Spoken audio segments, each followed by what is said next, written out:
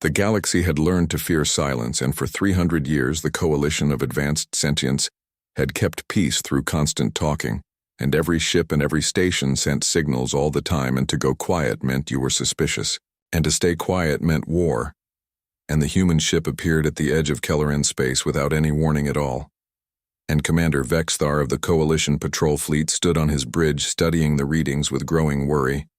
And the vessel was unlike anything in the database, and its hull absorbed scanner beams like a black hole drinking light,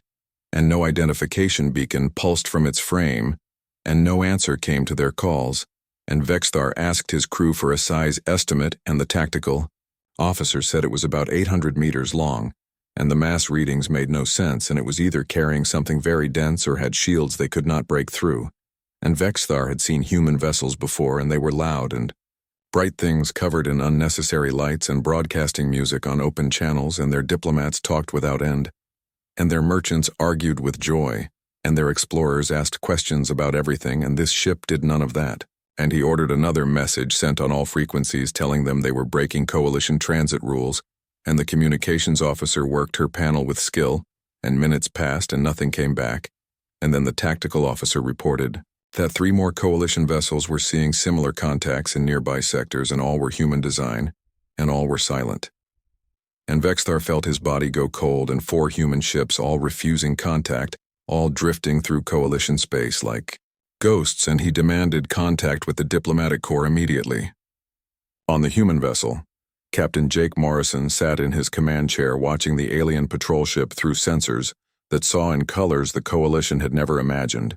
and his crew of 40 worked in near silence, and their movements were smooth and exact, and Lieutenant Commander Amy Peters, his first officer, said quietly that the aliens were getting nervous, and Jake nodded and told her to let them wonder a bit longer, and Amy asked if the other ships were in position, and Jake confirmed that the Liberty had reached its spot 18 minutes ago, and the Defiance and the Warrior were holding at their designated points, and Amy studied her captain's face, and Jake Morrison was not a man who liked drama,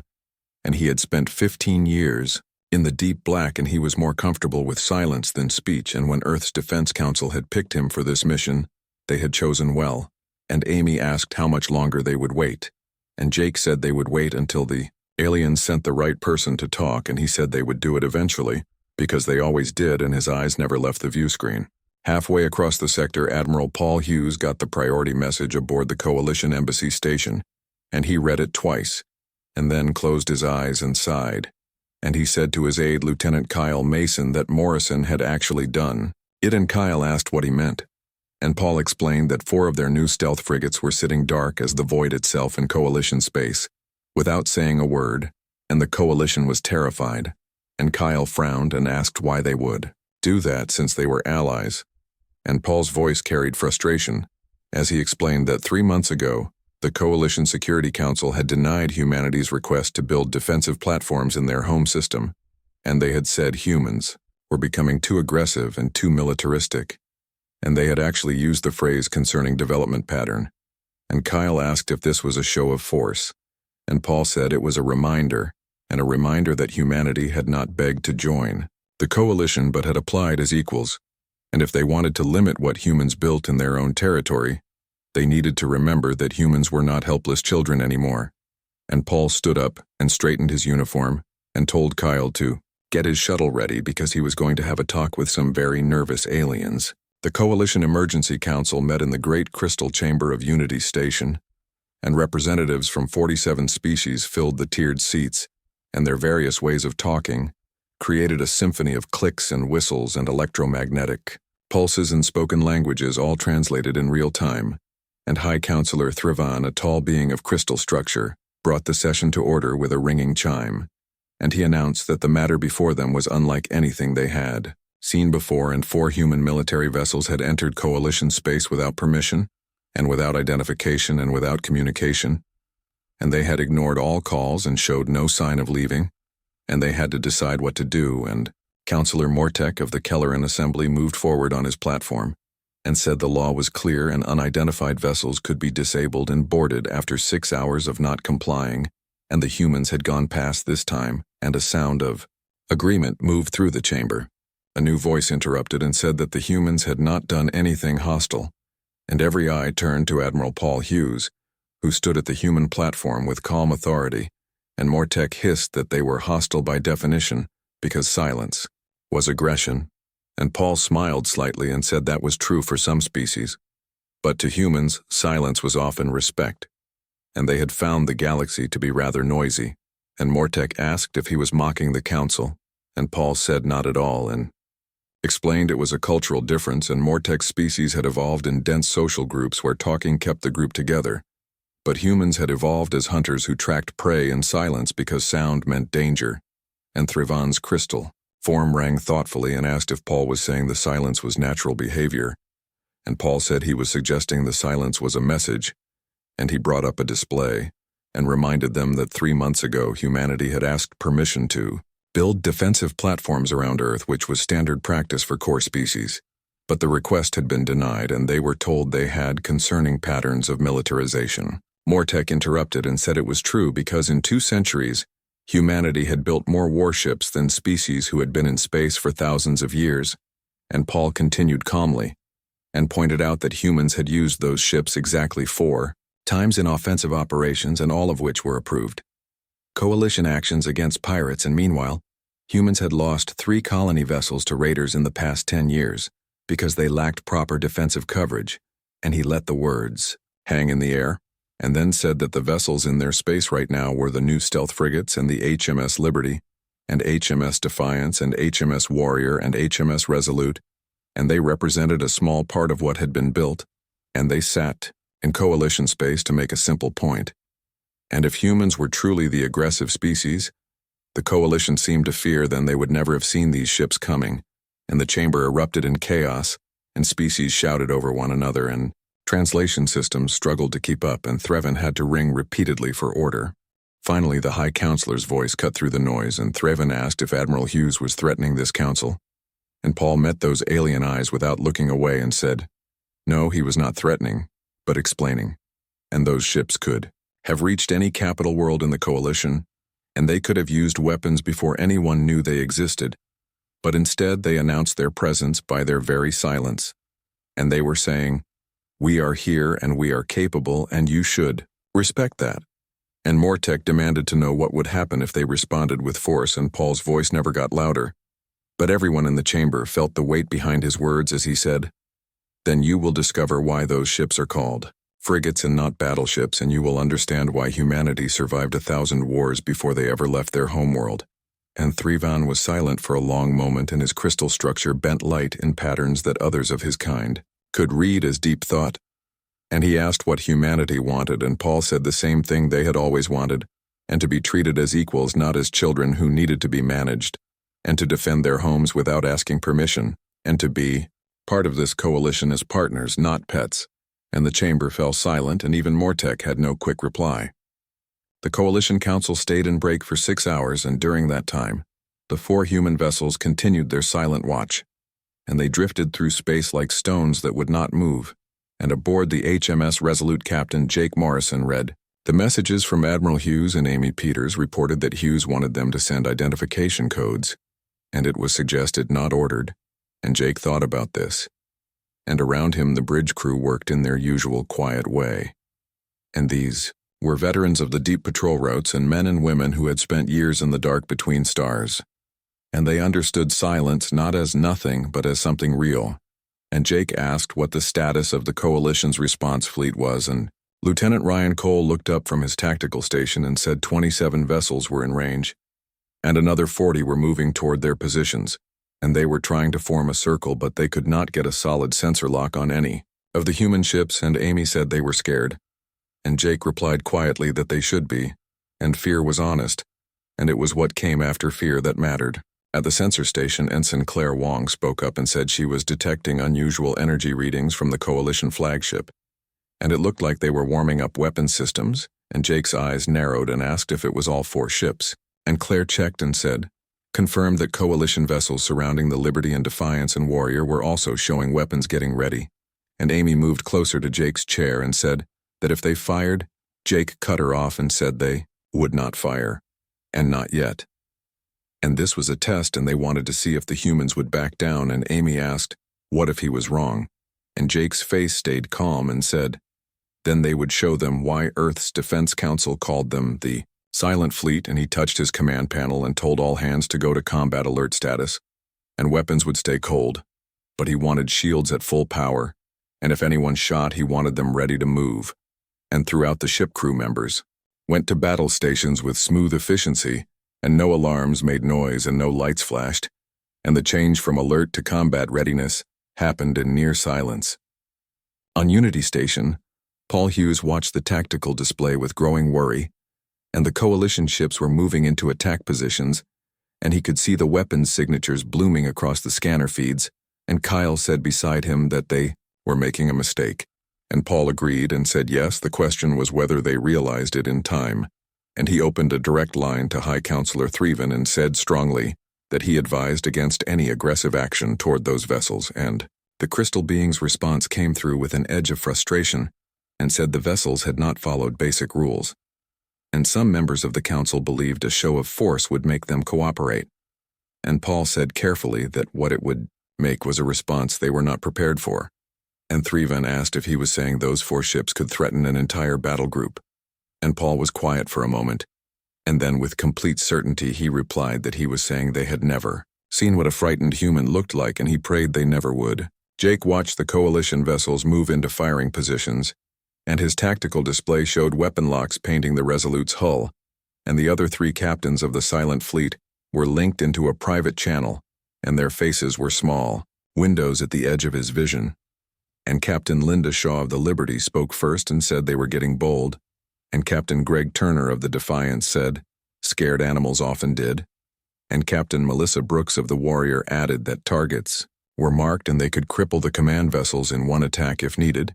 And Jake thought about this, and his crew looked to him and waited, and the coalition had maybe 30 seconds before they made a choice that could not be taken back. And Jake said negative,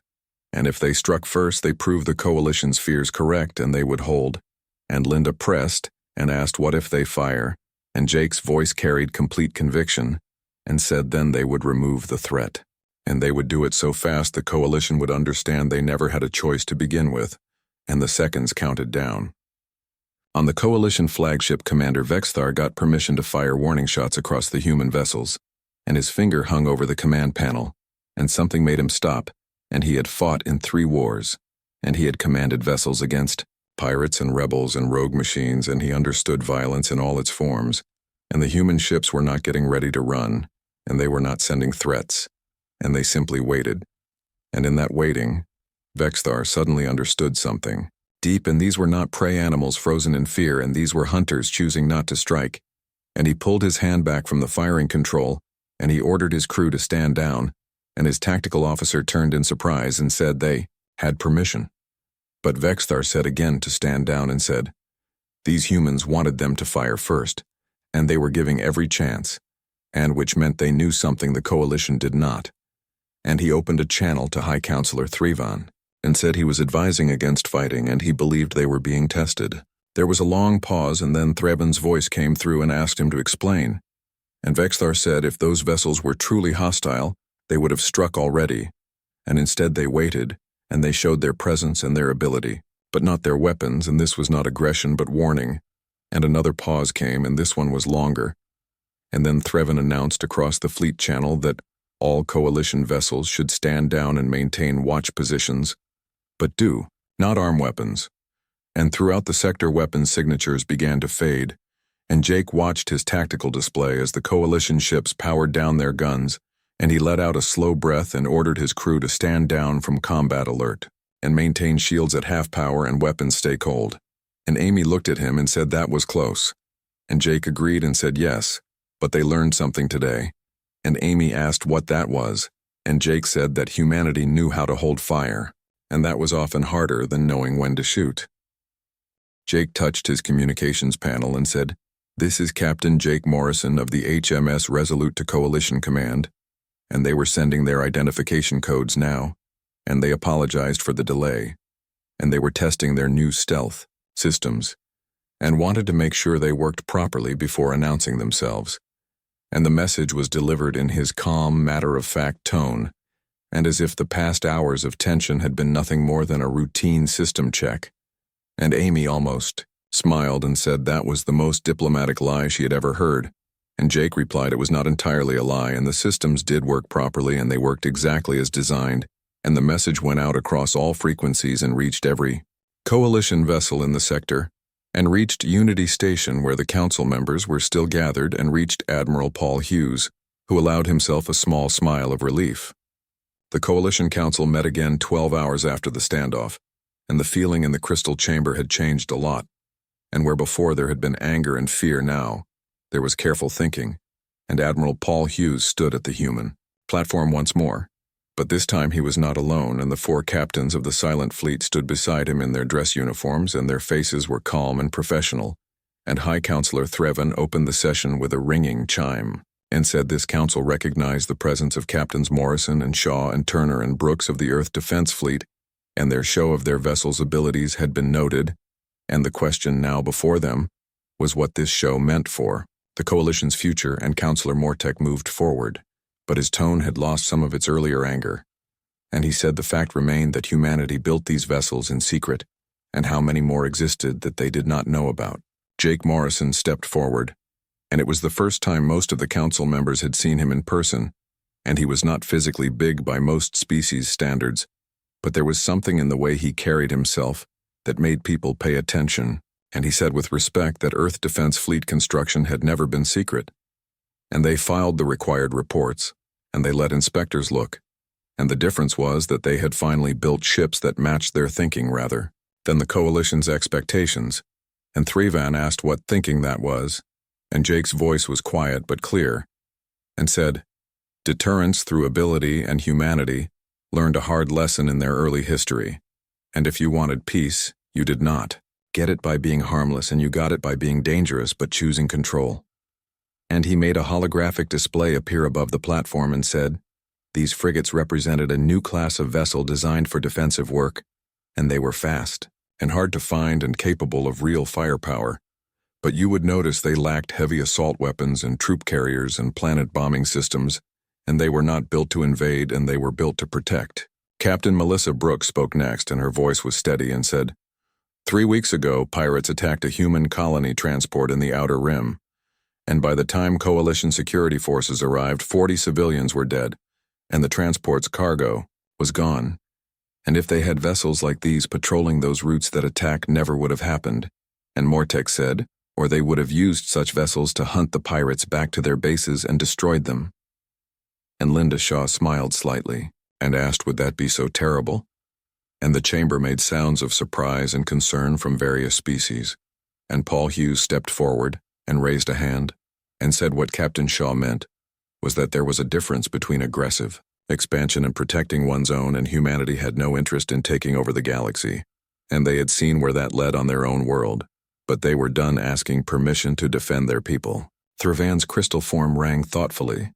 and said the concern was that what began as defense often became offense, and history showed this pattern across countless species, and Captain Greg Turner said quietly that history also showed that species who refused to defend themselves became footnotes in someone else's history, and the blunt statement hung in the air and nobody spoke for a moment, and Jake Morrison spoke again, and his tone got a bit softer, and said, High Counselor and members of the Council, that humanity did not want to be their enemy, and they had gained a lot from Coalition membership, and their technology had advanced, and their people had done well, and they had learned from dozens of species who had walked the stars, far longer than humans had, and he paused and made eye contact with various council members and said, but they were not children anymore, and they were a mature species with their own needs and their own duties, and the Coalition could either recognize that and work with them as equals, or it could try to limit them and discover that humans did not respond well to cages. Mortek made an angry sound and said he was threatening this body again, and Jake interrupted calmly and said he was stating facts, and humanity had 48 colony worlds and 16 major stations, and a population of over 60 billion spread across 30 light-years of space, and they had the 3rd largest merchant fleet in the Coalition and the 5th largest military. And these were not threats but realities that this council needed to see. And Threvan rang for silence and said, Captain Morrison raised a good point, and perhaps the council had been viewing humanity through an old lens. And the question was, what arrangement could be reached? And Paul Hughes pulled up another display and said they proposed a compromise, and Earth Defense Fleet would keep being open about their defensive abilities, and they would continue to file reports and allow inspections. And in exchange, the coalition recognized their right to build defensive installations in human-controlled space, without needing approval first. Threven asked about these stealth vessels, and Jake said firmly, they would continue to operate, but they would set up rules for their identification when working in coalition space, and think of them as they did as silent guardians, rather than hidden threats. And Threven was quiet for a long moment, and light bent through his crystal structure in complex patterns. And finally he spoke, and said the council would vote on this proposal, but he would make a personal observation. And this body was created to prevent war among spacefaring species, and sometimes they forgot that strength did not automatically mean aggression, and that the most dangerous weapon was the one never drawn. And he looked directly at Jake Morrison and said the captain's silence was not an act of hostility but an act of communication, and perhaps they needed to learn more languages than they currently spoke. And the chamber was quiet as the words sank in. The vote took 3 hours, and when it ended, the compromise passed with a solid majority. And humanity would have control over its defensive installations, and the coalition would keep watch of offensive abilities, and the silent fleet would operate, with new identification rules that balanced stealth ability with diplomatic need. But more than policy had changed, and something deeper had shifted in how the coalition saw humanity, and they were no longer the loud newcomers or the aggressive upstarts, but a species that understood both strength and when not to use it. Aboard the HMS Resolute, Jake Morrison sat in his ready room looking over the day's events with Amy Peters, and she said they had taken a hell of a risk, and if that vote had gone the other way, her voice trailed off, and Jake said it would not have gone the other way because fear without understanding bred conflict, but fear with respect bred caution, and they needed the coalition to see them differently. And Amy asked if he meant as dangerous, and Jake said as capable of both strength and control, and that was the balance that created lasting peace. And Amy thought about this and asked if he really believed that after everything humanity had been through. And Jake was quiet for a moment, and his eyes looked distant, and he said he had spent 5 years on a deep survey mission in the outer dark with no contact with Earth and no contact with the fleet and just his crew and the black. And you learned things out there, and you learned that the universe did not care about your fear or your anger, and it simply was, and you could either accept that and adapt, or you could rage against it and break. He looked at his first officer and said, humanity's greatest strength was not their weapons or their ships, but their ability to adapt without losing what made them human.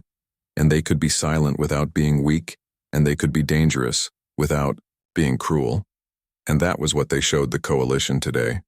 And Amy nodded slowly and understood better now why Jake had been chosen for this mission. And it was not just his skill as a captain, but his understanding of what humanity represented. In the larger galaxy and on Unity Station, Paul Hughes got a private message from High Counselor Threven, and the crystal being's voice came through and said he wanted to speak away from the political theater, and Paul said of course, and Threven said that Captain Morrison was an unusual individual, and he stood before the most powerful governing body in known space, and spoke of violence with the calm of someone discussing the weather. Paul smiled slightly and said, Jake Morrison was a product of Earth's frontier fleet, and they spent years in isolation learning to rely on themselves and their crews, and it made them direct. And Threven corrected him and said it made them dangerous, but dangerous in a way he was only beginning to understand. And Morrison had every chance to strike first during the standoff, and his vessels could have crippled the response fleet before they knew what was happening. But he waited, and Paul explained that humanity learned a hard lesson in their world wars, and the side that struck first often won the battle but lost the peace. And Jake understood that better than most. And Threven was quiet for a moment and said the council had been unfair to the human species, and they saw the rapid expansion and the military development, and they assumed they knew what it meant, and they forgot that different species found different paths to the same place. Paul suggested peace, and Threven corrected him and said survival. And peace was the luxury that survival sometimes allowed, and the words carried weight because they came from a being whose species had seen the rise and fall of empires. And Paul understood that Threven was offering something rare, which was respect earned through demonstration, rather than given through politics. And back on the Resolute, the crew was preparing for departure, and they had completed their mission and proven their point. And now it was time to return to the work they were built for, and Jake stood on the bridge and watched his crew move through their tasks with practiced ease. And these people had trusted him to lead them into what could have been a shooting war, and they had not questioned or hesitated, and that trust was something he valued more than any medal or promotion. Claire Wong reported that all systems were ready for jump, and Ryan Cole confirmed that the other 3 ships of the Silent Fleet were also prepared, and Amy asked if they had received their new patrol assignments, and Jake nodded and said the Liberty would take the northern frontier, and the Defiance the eastern colonies, and the Warrior the southern trade routes, and the Resolute would cover the western expansion zones, and it was a massive area of space to patrol, but that was why the ships had been designed with such long range and independence, and he gave the order to prepare for jump. And the Resolute's engines came to life, and the ship began to move, and as they accelerated away from Coalition space, Jake allowed himself a moment of satisfaction, and they had done what seemed impossible, and they had made the galaxy's most powerful alliance see humanity as equals, not through conquest or aggression, but through the demonstration of strength held in check. 3 weeks later, the HMS Resolute and her 3 sister ships were spread across the frontier territories, where human colonies struggled against pirates and raiders, and the Silent Fleet moved through the vast dark like ghosts, and their presence was felt more than seen, and pirate attacks in their patrol zones dropped by 70% in the first week alone, and the word spread quickly through the underground networks that humans now had ships that could appear from nowhere. And Jake Morrison watched the stars flow by on his view screen, and around him his crew worked in comfortable silence, and each person was part of a well-trained whole, and Claire Wong called from sensors and said she was picking up a distress signal, and a civilian transport was under attack and 2 light hours ahead, and Jake asked about weapon status, and Ryan said all systems were ready, and Jake said good, and told them to go remind some pirates why silence was something to fear. The Resolute accelerated and vanished from standard sensors like a ghost returning to the shadows, and behind them, the other 3 vessels of the Silent Fleet stayed on their patrol routes, and they were invisible guardians moving through the dark, and the Coalition would learn to appreciate what humanity brought to the stars, and not just their loud merchants and curious explorers, but their silent hunters, and the ones who understood that the most powerful message was not always spoken in words, and sometimes it was spoken in the choice not to fire, and sometimes when necessary it was spoken in the precision of fire itself. And on Earth, in the Defense Council chambers, Admiral Rachel Stone looked over the reports from the Coalition mission, and she allowed herself a small smile of satisfaction. She said to her assembled staff that the Silent Fleet performed exactly as designed, and they demonstrated capability without aggression and strength without cruelty. And General Kevin Ross nodded and said the question was whether the Coalition truly understood the message or if they would have to remind them again. And Rachel replied that they understood, and they understood that humanity did not need to be the strongest species in the galaxy, and they just needed to be strong enough that attacking them cost more than anyone was willing to pay. And she looked at the star map on the wall, showing the expanding sphere of human space, and said their ancestors survived ice ages and plagues and wars that nearly destroyed civilization, and they did it by being smart and adaptable and absolutely ruthless when necessary, and that was their inheritance, and that was what they brought to the stars. Someone asked about the Coalition, and Rachel's smile widened slightly and said the Coalition would learn to appreciate having humans as allies rather than enemies, because the thing about humans was that they were the species who looked at the universe and said, "We belong here too." And they meant it. Far out in the black, the HMS Resolute reached the distressed transport, and pirates scattered at the first sight of the human frigate appearing from nowhere, and their sensors screamed warnings too late to matter, and Jake Morrison gave the order, calmly, and said fire, and the Resolute spoke, and not in words but in precisely aimed energy beams that disabled pirate engines without destroying their ships, and in carefully calculated torpedo spreads that created debris fields that blocked escape routes, and in movements that turned what should have been a fight into a capture, and within 8 minutes the pirates were disabled and the transport was safe, and Coalition security forces were being called to collect the prisoners, and Jake said to his crew that they had done well, and that was how it was done. Amy Peters looked at him with a slight smile and said that for a silent vessel they certainly made their point. And Jake nodded and said that was the thing about silence, and it only mattered because of what you said when you finally spoke, and when you spoke you had better make sure everyone was listening. And the Resolute turned and accelerated back into the dark, and vanished once again from sensors and sight, and just another guardian in the night, and silent until needed and devastating, when roused and humanity had found its place in the galaxy, and not as the loudest voice or the biggest presence, but as the quiet strength that others could rely on, and the species that understood both when to speak and when to stay silent, and the species that spoke when it chose to, and fire that protected rather than destroyed. The weeks turned into months, and the silent fleet became a legend among the frontier colonies, and stories spread of ships that appeared when needed and vanished when the work was done, and pirates and raiders learned to avoid human shipping lanes, and even when no human vessels were visible, the threat of their appearance was enough to keep most criminals away, and the Coalition watched this development with interest, and what had begun as fear and suspicion slowly transformed into something else, and it was respect mixed with a healthy dose of caution. And humanity had proven they could be trusted with power because they understood when not to use it, and that was a rare quality in the galaxy, and one that the Coalition had not seen in a long time. Jake Morrison continued his patrol of the western zones,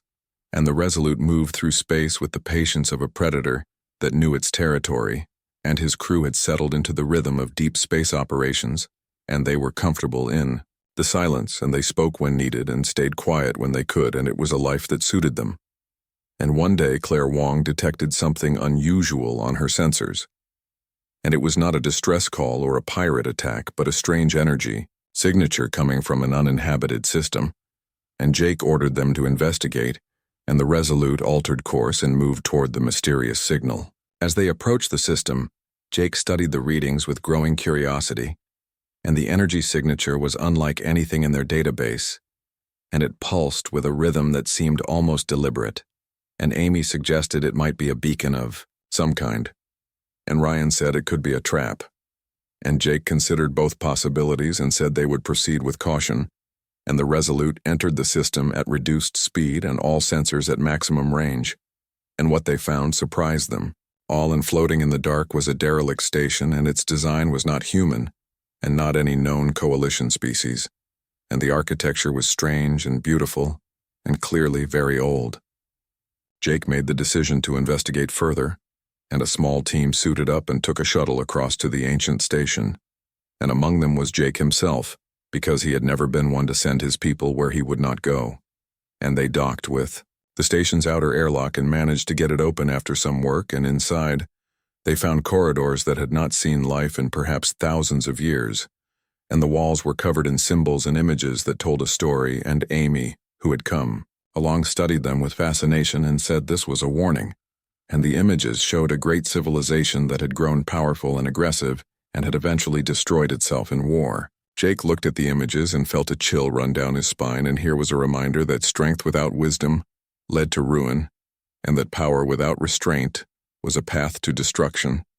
And he took images of everything they found, and they explored deeper into the station, and in what appeared to be a central chamber they found something remarkable, and it was a data core still functioning after all these centuries, and Ryan managed to interface with it and download its contents, and they would need experts back on Earth to fully translate it. But the basic message was clear, and it was a plea from a dying civilization to whoever might find it in the future. And it said, "Learn from our mistakes, and do not let pride and fear drive you to destroy what you have built." The team returned to the Resolute, and Jake immediately sent a report to Earth and to the Coalition, and the discovery of this ancient station, and its warning would be studied for years to come, and it would serve as a reminder to all species of what could happen when power was not balanced with wisdom. And Jake sat in his ready room later that night and thought about the strange path that had led them here, and they had come to this region of space to show strength, and they had found, instead, a lesson about the cost of strength misused, and perhaps that was fitting. And perhaps the universe had a way of teaching the lessons that needed to be learned. The silent fleet continued its work, and the months became years, and humanity's place in the galaxy grew more secure, and the defensive platforms they had fought for were finally built around Earth, and around the major colony worlds in human space, became one of the safest regions in the known galaxy, and not because they had the most weapons, but because they had proven they would use them wisely. And the Coalition came to see humanity as a stabilizing force and a species that could be counted on to do what was right rather than what was easy, and it was a reputation that had been earned through actions rather than words. Jake Morrison eventually retired from active duty, and he was offered a position training the next generation of Silent Fleet captains, and he accepted because he understood that the lessons he had learned needed to be passed on, and the balance between strength and restraint was not something that came naturally, and it had to be taught and practiced and renewed with each generation. And he stood before classes of young officers and told them about the standoff with the Coalition and about the ancient station and its warning, and about the responsibility that came with commanding vessels that could appear from nowhere and strike without warning. He told them that the greatest victory was the battle you did not have to fight, and that silence was not weakness but choice, and that when you finally did speak, it should be with purpose and precision. And he watched these young officers and saw, in their eyes, the same dedication he had felt, and he knew that humanity's future in the stars was secure, and not because they were the strongest or the smartest, but because they understood that with great power came the need for even greater wisdom, and they were willing to do the hard work of maintaining that balance, and the Silent Fleet would continue its watch, and continue to be the guardians that spoke only when necessary, and when they spoke in fire that protected rather than destroyed, and the galaxy was better for it.